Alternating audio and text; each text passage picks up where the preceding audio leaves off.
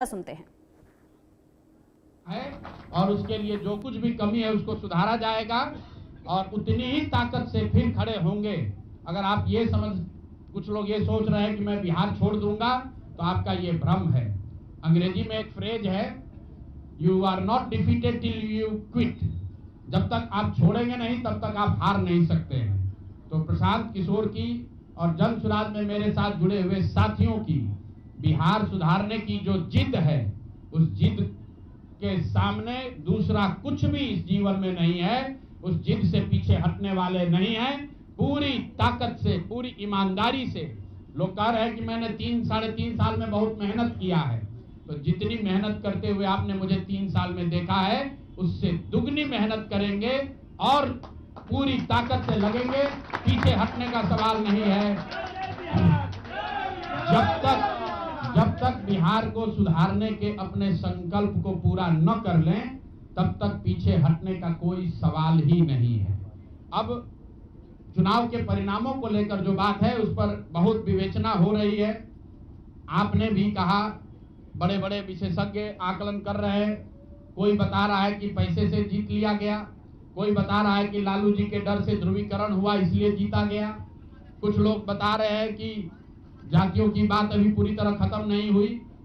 मैं यहाँ चुनाव के विश्लेषण के लिए नहीं बैठा हूँ, लेकिन एक बात तो बिल्कुल स्पष्ट है कि पहली बार स्वतंत्र भारत के इतिहास में और खासकर बिहार में पहली बार ऐसा हुआ है कि कोई चुनाव जिसमें सरकार ने करीब करीब 40,000 करोड़ रुपया जनता के पैसे को खर्च करने का वादा किया है। और मुझे लगता है कि वही एक कारण है जिसकी वजह से एनडीए को इतना बड़ा बहुमत मिला है। मैं सिर्फ आपके ध्यान में लाना चाहता हूं कि 10,000 रुपए की बड़ी चर्चा हो रही है। लोग बता रहे हैं कि 10,000 पर लोगों ने वोट बेच दिया। बिल्कुल नहीं है, ये बात सही नहीं है। मेरा आज भी ये यकीन है कि 10,000 रुपए के लिए बिहार के लोग अपना वोट, अपना बच्चों का भविष्य नहीं बेचेंगे। अगर 10,000 रुपए को आप जोड़िएगा तो प्रतिदिन 5.5 रुपया हुआ। 5.5 रुपये में कौन अपना वोट बेचेगा? लोगों ने 10,000 रुपए के लिए सिर्फ वोट नहीं बेचा है। आपको देखने, जानने, समझने की जरूरत है। और इस पर यह बहस भी हो रहा है। सत्ता में जो लोग आए हैं वो कह रहे हैं भैया हम तो सरकारी योजना चला रहे थे। जो विपक्ष में है वो कह रहा है हम योजना नहीं चला रहे थे, आप पैसा देके वोट खरीद रहे थे। इसका कोई अंत नहीं है, इस बहस का कोई अंत नहीं है। चुनाव आयोग पर लोग टीका टिप्पणी कर रहे हैं, वो चुनाव आयोग का विषय है। बिहार के बेटा होने के नाते, बिहार के नागरिक होने के नाते मेरा बस एक ही प्रश्न है।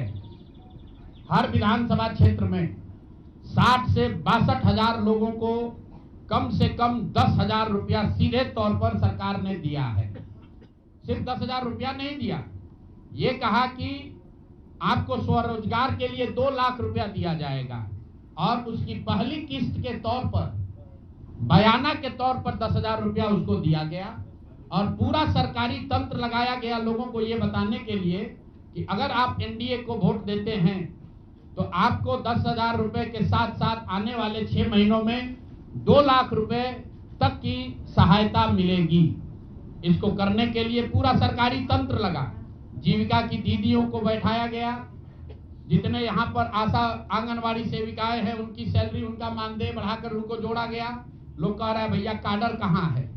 मेरे भाई 2 लाख लोगों को, आप ध्यान रखिए, सिर्फ 10,000 रुपए लोगों को नहीं दिया गया है। हर विधानसभा में, मैं बहुत जिम्मेवारी से जो सरकारी आंकड़ा है वही बता रहा हूं, हर विधानसभा में 60 से 62,000 महिलाओं को 10-10,000 रुपया दिया गया है। करीब करीब 1 लाख आंगनवाड़ी सेविका, आशा वर्कर और ममता की से जुड़ी हुई